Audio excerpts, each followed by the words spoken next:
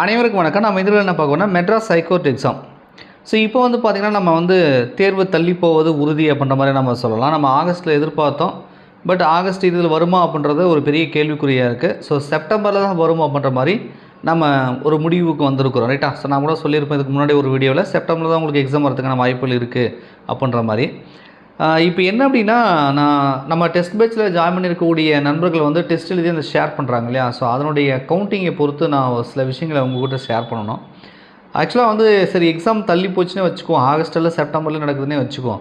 So exam தள்ளி போவது வந்து நம்ம படிக்க இன்னும் கூடுதல் டைம் கிடைச்சிருக்கு, நம்ம இன்னும் நல்லா பண்ணணும், டெஸ்ட்டு வைக்கக்கூடிய டெஸ்ட்டை ப்ராப்பராக அட்டன் பண்ணி எழுதணும் அப்படின்றத நம்ம நினைக்கணுமா இல்லையா? ஏதோ ரெஸ்ட் எடுக்க போகிறோம், எக்ஸாம் தள்ளி போச்சு பார்த்துக்கலாம் அப்புறமா படிச்சுக்கலாம் அப்படின்ற மாதிரிலாம் கிடையாது. ஸோ எக்ஸாம் தள்ளி போச்சு அப்படின்னா இன்னும் நம்ம நல்லா பண்ணணும், நிறைய ரிவிஷன் பண்ணணும், எப்படியாவது போஸ்டிங் வாங்கிக்கணும் அப்படி தான் நினைக்கணுமா இல்லையா?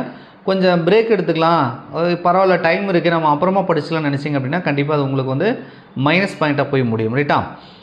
குறிப்பாக வந்து இந்த டைமில் நம்ம கூடுதல் டைம் கிடச்சிருக்கு. ஸோ தமிழாக நம்ம டெஸ்ட்டு பேட்சை ஃபாலோ பண்ணுறவங்க, நீங்கள் ஆப்பில் இருந்தாலும் சரி இல்லை டெலிகிராம் இருந்தாலும் சரி, மோஸ்ட்டாக உங்களுக்குலாம் மெட்டீரியல் கொடுத்து நம்ம தமிழ்லாம் டெஸ்ட்டு முடிச்சிருப்போம். சப்போஸ் லேட்டாக நீங்கள் ஜாயின் பண்ணியிருந்தீங்க அப்படின்னா இதுக்கு முன்னாடி என்னென்ன தேர்வுகள் நடந்திருக்கோ அதெல்லாம் அந்த ஷெட்யூல் பிரகாரம் பார்த்து ஃபஸ்ட்டு அதை படிச்சுட்டு அதுக்கப்புறம் அந்த கொஸ்டின் பேப்பரை டெவலப் பண்ணி டெஸ்ட்டை எழுதி பாருங்கள். நீங்கள் ஒரு டெஸ்ட்டுன்னு நம்ம சொல்கிறோம் அப்படின்னா அந்த போர்ஷனை படிக்காமலே நீங்கள் வந்து டெஸ்ட் எழுதுறது அது உங்களுக்கு ஒர்த்தாக இருக்காது.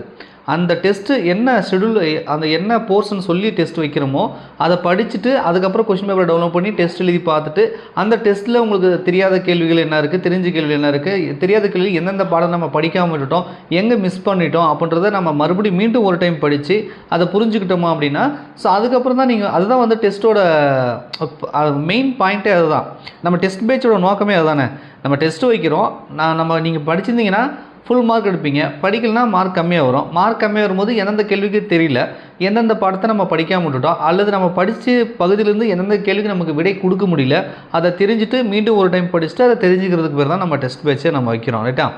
ஸோ அதனால் வந்து ப்ராப்பராக வந்து டெஸ்ட் எழுதி பாருங்கள். இதுக்கு முன்னாடி டெஸ்ட் பேஸில் ஜாயின் பண்ணியிருந்தாலும் நீங்கள் டெஸ்ட்டு அந்த ஷெட்யூலில் சரியாக ஃபாலோ பண்ணலை அப்படின்னா மீண்டும் ஒரு டைம் டெஸ்ட் எழுதி பாருங்கள், மீண்டும் முதல்லேருந்து வாங்க, ரைட்டா? அந்த ஷெட்யூல் பிரகாரம் மீண்டும் ஃபஸ்ட்டு பார்த்து டெஸ்ட் எழுதி பாருங்கள், ரைட்டா? சரி, ஓகே. நாளைக்கு வந்து பார்த்திங்கன்னா ஆஃபீஸ் அசிஸ்டன்ட் வாட்ச்மேனுக்குலாம் பார்த்தீங்கன்னா நாளைக்கு 8ஆம் வகுப்பு சயின்ஸ் வந்து டெஸ்ட் இருக்குது, 100 கொஸ்டின் எடுத்தாச்சு, ரைட்டா? உங்களுக்கு பார்ட் பி இம்பார்ட்டன்ட் பகுதி. ஸோ நாளைக்கு வந்து இந்த வீடியோ கிளிக் பண்ணி பார்க்குறீங்கன்னா நாளைக்கு நம்ம டெஸ்ட் பேட்சில் இருந்தீங்க அப்படின்னா கண்டிப்பாக டெஸ்ட் பேட்சில் இருக்கக்கூடிய அனைவருமே டெஸ்ட் எழுதி ஓஎம்ஆர் ஷேர் பண்ண முயற்சி பண்ணுங்கள். அதே மாதிரி பாய்லிப் எக்ஸாமினர் ஜூனியர் பாய்லிப் இருக்கு இல்லையா? ஸோ உங்களுக்கு வந்து முழு மாதிரி தேர்வு 2 நடக்க போகுது நாளைக்கு ஞாயிற்றுக்கிழமை. ஸோ நீங்களுமே வந்து ஒரு ஃபுல் மோக் டெஸ்ட் என்பது இது வரைக்கும் நீங்கள் டெஸ்ட் பேட்ச் ஜாயின் பண்ணி ஒரு 2 மாதமாக படிச்சிருப்பீங்க. எவ்வளோ படிச்சிருக்கீங்க, எவ்வளோ மார்க் உங்களால் ஸ்கோர் பண்ண முடியுது அப்படின்றத தெரிஞ்சுக்கணும் அப்படின்னா கண்டிப்பாக ஃபுல் மோக் டெஸ்ட்டை அட்டன் பண்ணி அதுக்கப்புறம் நீங்கள் ஓஎம்ஆர் ஷேர் பண்ணுங்கள். ஸோ ஓஎம்ஆர் ஷேர் பண்ணுறதை பொறுத்து தான் நீங்கள் வந்து எத்தனை பேர் படிச்சிருக்கீங்க, அதை ப்ராப்பராக அட்டன் பண்ணுறீங்கிறது என்னால் தெரிஞ்சிக்க முடியும். ஸோ அதனால் நாளைக்கு நம்ம டெஸ்ட் பேட்சில் இருக்கக்கூடிய அனைவருமே டெஸ்ட் எழுதி ஓஎம்ஆரை டிஸ்கஷன் குரூப்பில் ஷேர் பண்ணுங்கள், ஓகேங்களா? சரி, இந்த வீடியோவில் நான் சொல்ல வந்ததை சொல்லிடுறேன். அதாவது என்னென்னா, இப்போ நம்ம கூடுதல் டைம் கிடச்சிருக்கு. ஸோ தமிழுக்கு வந்து முக்கியத்துவம் கொடுங்க. நீங்கள் எந்த போஸ்டிங் அப்ளை பண்ணியிருந்தாலும் உங்களுக்கு 50 கொஸ்டின் வந்து தமிழ் தகுதி தேர்வுக்கு வந்து கேட்க போகிறாங்க. ஸோ தமிழ் தகுதி தேர்வுனா ஜஸ்ட்டு பாஸ் பண்ணால் போதுன்னு கிடையாது, அது கட் ஆஃபுக்கு எடுத்துக்க போகிறாங்க. ஸோ அப்படி கட் ஆஃபுக்கு எடுத்துக்க போகிறாங்கன்றதுனால தமிழில் 50க்கு நம்ம 50யே எடுக்கலாம், அந்தளவுக்கு நமக்கு டைம் இருக்குது. ஸோ அந்தளவுக்கு அட்டன் நல்லா படிங்க, ரைட்டா? நீங்கள் ஆஃபீஸ் அசிஸ்டன்ட் வாட்ச்மேன் தான் 6ஆம் வகுப்புலேருந்து 8ஆம் வகுப்பு வரைக்கும், இதே நீங்கள் 10ஆம் வகுப்பு கல்வி தகுதிக்கு அப்ளை பண்ணியிருந்தால் 6 to 10 எல்லாமே முழுமையாக படிச்சுட்டு முழு மதிப்பெண் தமிழ் எடுக்க பாருங்கள். ஜிகேயில் நம்மளால் முழு மதிப்பெண் எடுக்க முடியுமான்றது பெரிய கேள்வி. ஏன்னா ஜிகேன்றது ஒரு கடல் மாதிரி, நம்ம என்ன தான் நம்ம கஷ்டப்பட்டு படிச்சுட்டு போனாலும் அதை முழுமையாக ஸ்கோர் பண்ண முடியாது. ஏதோ முடிஞ்ச அளவுக்கு நம்மளால் ஸ்கோர் பண்ணலாம். ஆனால் தமிழ் அப்படி இல்லை, நம்மளால் ஓரளவுக்கு நல்லா ஸ்கோர் பண்ண முடியும், எளிமையாக தான் கேட்குறாங்க, ரைட்டா? ஸோ அதனால் முடிஞ்ச அளவுக்கு வந்து தமிழுக்கு இம்பார்ட்டன்ட் கொடுத்து நல்லா படிங்க. அதுக்கப்புறம் தமிழுக்கு அடுத்தது பார்த்திங்கன்னா சயின்ஸுக்கு ரொம்ப இம்பார்ட்டன்ட் கொடுக்கணும். அது குறிப்பாக இந்த 8ஆம் வகுப்பு கல்வி தகுதி எழுது படிக்க தெரிஞ்சால் போதும் சொன்ன அந்த watchman, night watchman, massage gardener, office assistant, copy assistant இதெல்லாம் இருக்கு இல்லையா? ஸோ உங்களுக்கு சயின்ஸில் தான் அதிகப்படியான கேள்விகள் வரும். உங்கள் பார்ட் பி சிலபஸை சயின்ஸை பேஸ் பண்ணி தான் கேட்டிருக்காங்க. இப்போ நான் டெஸ்ட் பேட்சில் இருக்கிற ஸ்டூடெண்ட்டுக்கு தெரியும், அதை பேஸ் பண்ணி தான் இப்போ நான் டெஸ்ட்டே கொடுத்துட்ருக்கேன், ரைட்டா? ஸோ அதனால் சயின்ஸுக்கு வந்து மோர் இம்பார்ட்டன்ட் கொடுத்து படிங்க. குறிப்பாக சயின்ஸில் கூடிய பாக்ஸ் கொஸ்டின் புக் பேக்லாம் தூக்கத்தில் எழுப்பி கேட்டாலும் சொல்லணும். ஸோ அந்தளவுக்கு தரவு பண்ணிவிடுங்க. சயின்ஸில் புக் பேக்கும் பாக்ஸ் கொஸ்டினும் தரவு பண்ணிடுங்க. அது மட்டும் நான் போதுன்னு சொல்ல வரல, பட் அதுலேருந்து நிறைய கேள்விகள் கேட்குறாங்க. ஸோ அதை தரவு பண்ணிடுங்க, அதுக்கப்புறம் இன்னர் படிங்க, ஓகேங்களா? ஸோ அடுத்தது வந்து நீங்கள் 10ஆம் வகுப்பு கல்வித்தரம் கொண்டவங்க படித்தாலுமே சயின்ஸுக்கு இம்பார்ட்டன்ட் கொடுத்து படிங்க. ஏன்னா சயின்ஸ் வந்து கேட்பாங்க. சோசியலை பொறுத்த வரைக்கும் குரூப் 4க்கு இதுக்கும் டிஃப்ரென்ஸ் இருக்குது, ரைட்டா? இப்போ நீங்கள் 10ஆம் வகுப்பு கல்வி தகுதிக்கு படிக்கிறீங்கன்னா, சோசியல் படிக்கிறீங்கன்னா, இப்போ நீங்கள் வந்து உலகப்போர்லாம் படிக்க மாட்டீங்க ஒரு 5 லெசன் 10த்தில். ஆனால் இங்கே அப்படி இல்லை, அதை படிக்கணும். அதே மாதிரி ஜியாகிரபி படிக்கிறீங்கன்னா, நீங்கள் ஜியாகிரபி வந்து ஆப்பிரிக்கா, அண்டார்டிகா, கண்டம் அது இதெல்லாம் இருக்கும்ல, அதெல்லாம் படிக்க மாட்டீங்க. அந்த சோலார் சிஸ்டம்லாம் சரியாக படிக்க மாட்டீங்க. ஆனால் இங்கே அப்படி கிடையாது. 6ஆம் வகுப்புலேருந்து 10ஆம் வகுப்பு வரைக்கும் சோசியல் சயின்ஸில் என்ன கொடுத்துருக்காங்களோ எல்லாத்தையும் தான் நீங்கள் படிக்கணும். அப்படி தான் அவங்க கேள்வியே கேட்குறாங்க, எக்கனாமிக்ஸை தவிர. எக்கனாமிக்ஸில் இந்த 5 இயர்ஸ் பிளானு அது மாதிரி ஏதாவது கேட்பாங்க. மற்றபட்டுக்கு ஒன்றும் பெருசாக கேட்குறதில்ல. மற்ற பகுதிகள் ஹிஸ்ட்ரி, ஜியாகிரபி, சிவிக்ஸ் இந்த 3 பகுதிகளையுமே 6ஆம் வகுப்புலேருந்து 10ஆம் வகுப்பு வரைக்கும் நீங்கள் நல்லா படிக்கணும். 10ஆம் வகுப்பு கல்வித்தரம் கொண்டவங்களுக்கு.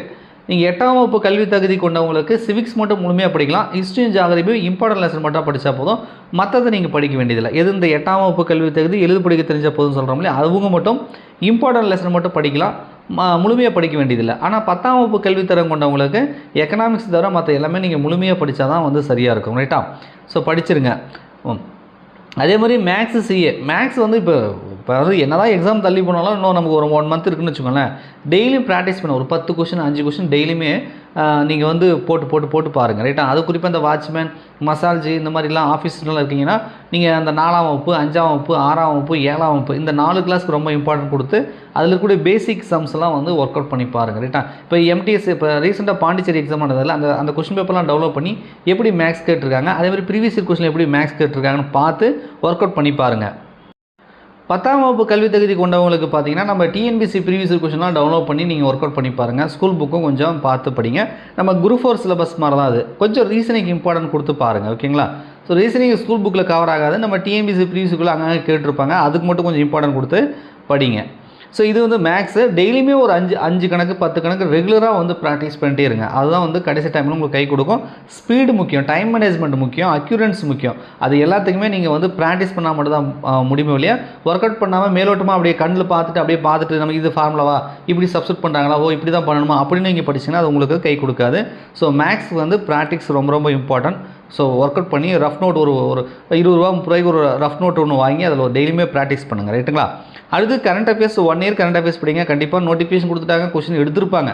மேபி டைப் பண்ணியிருக்கலாம், கரெக்ஷன் பார்க்கலாம், பிரிண்ட் எடுக்கலாம், அந்த மாதிரி ப்ராசஸ் போயிட்டு இருக்கோம் இல்லையா? கொஷினை எடுத்திருப்பாங்க. அப்படி எடுத்திருப்பாங்கன்னு பார்க்கும்பொழுது நமக்கு 1 இயர் ஜூலை 2023 இப்போ ஜூலை 2024 வரைக்கும் 1 இயர் கரண்ட் அஃபேர்ஸ் படித்தா போதுமானது. ஸோ கரண்ட் அஃபேர்ஸும் படிக்கணும், ஸ்டாட்டிஸ்டிக்ஸ் ஜிகே மாதிரி வந்து கொஞ்சம் நேஷனல் லெவலில் நீங்கள் தெரிஞ்சிக்க வேண்டிய விஷயங்கள் இருக்கும். முக்கியமான தீர்ப்புகள், நீதிமன்றங்கள் தீர்ப்புகள் பற்றி தெரிஞ்சுவாங்க. அதே மாதிரி இன்டர்நேஷ்னல் லெவலில் நடக்கக்கூடிய சில முக்கியமான நிகழ்வுகள், ஸ்போர்ட்ஸு, ஸோ அந்த மாதிரி விஷயங்களும் வந்து தெரிஞ்சு வச்சுக்கோங்க. கரண்ட் அஃபேர்ஸுக்கும் இம்பார்ட்டன்ட் கொடுங்க, ஏன்னா கரண்ட் அஃபேர்ஸும் வந்து கேட்குறாங்க. ஸோ எல்லாம் படிச்சுட்டு இப்போ நமக்கு கூடுதல் டைம் கிடச்சிருக்கு. நான் சொல்லிட்டு ஸ்டார்டிங்லேயே சொன்னேன், இது ரெஸ்ட் எடுக்க டைமில் நீங்களாம் ஓரளவு படிச்சிருந்தீங்க அப்படின்னா, இப்போ நோட்டிஃபிகேஷன் கொடுத்துலேருந்து ஸ்டார்டிங்லேருந்து படிச்சிருந்தீங்கன்னா ரிவிஷன் பண்ணுங்கள். So revision very very important. ரைட்டா? இது வரைக்கும் ரிவிஷன் பண்ணலன்னா மறுபடியும் முதல்லேருந்து ஆரம்பித்து ரிவிஷன் பண்ணுங்கள். ஸோ ரிவிஷன் பண்ணிவிட்டு அதுக்கப்புறம் வந்து மறுபடியும் ரிவிஷன் பண்ணுற போது கூட பார்த்தீங்கன்னா இந்த புக் பேக்கும் பாக்ஸ் கொஷின், அது சயின்ஸாக இருந்தாலும் சோசியல் சயின்ஸாக இருந்தாலும் சரி, புக் பேக் தமிழுக்கு கூட தமிழுக்கு கூட புக் பேக் கொஷின் நிறைய கேட்டிருக்காங்க. ஸோ தமிழுக்கு நீங்கள் படிக்கிறதுனாலும் தமிழாக இருந்தாலும் சரி, சயின்ஸாக இருந்தாலும் சரி, சோசியல் சயின்ஸ் இருந்தாலும் சரி, புக் பேக்கும் பாக்ஸ் கொஷின் தரவாக படிச்சிருங்க. ரைட்டா? அப்புறம் பேசிக் இலக்கணம், அப்புறம் நூல்வெளி தமிழுக்கு அது மாதிரிலாம் படிச்சுட்டு இந்த தேர்வுக்கு முழுமையாக 100% வந்து தயாராகிடுங்க. சார் இதுக்கப்புறம் நான் வந்து எப்போ எக்ஸாம் டேட் கொடுத்தாலும் நான் எக்ஸாம் எழுதிடுவோம் சார், பாஸ் பண்ணிடுவோம் சார், கிளியர் பண்ணிடுவோம் சார்ன்ற அந்த கான்ஃபிடென்ட் வர அளவுக்கு படித்து முடிச்சுட்டு நீங்கள் தயாராகுங்க. ரைட்டா? ஸோ அதுக்கப்புறம் கடைசியாக வந்து இது மாதிரி மோக் டெஸ்ட் முழு மாதிரி தேர்வு எழுதி பார்த்தீங்கன்னா ஒரு நம்பிக்கை கிடைக்கும். எந்த அளவுக்கு படிச்சிருக்கீங்கன்னு உங்களை நீங்கள் டெஸ்ட் பண்ணிக்கிறது தான் மோக் டெஸ்ட். ரைட்டா? ஸோ முழுமையாக படிச்சுட்டு ரிவிஷன் பண்ணிவிட்டு அதுக்கப்புறம் மோக் டெஸ்ட் எழுதி பாருங்கள், கண்டிப்பாக உங்களுக்கு வந்து கை கொடுக்கும். ஸோ நான் வந்து இந்த வீடியோவோட நோக்கமே என்னென்னா, இது ரெஸ்ட் எடுக்கிறதுக்கான டைம் இல்லை, நம்ம நல்லா படிச்சுட்டு ரிவிஷன் பண்ணிவிட்டு தேர்வுக்கு தயாராக வேண்டிய நேரம் இது. ஸோ எக்ஸாம் வந்து ஆகஸ்ட் இல்லாமல் நமக்கு செப்டம்பர் போயிடுச்சு அப்படின்னு சொல்லி நீங்கள் படிக்காமல் இருந்துடாதீங்க. ரைட்டா? நன்றி, வணக்கம்.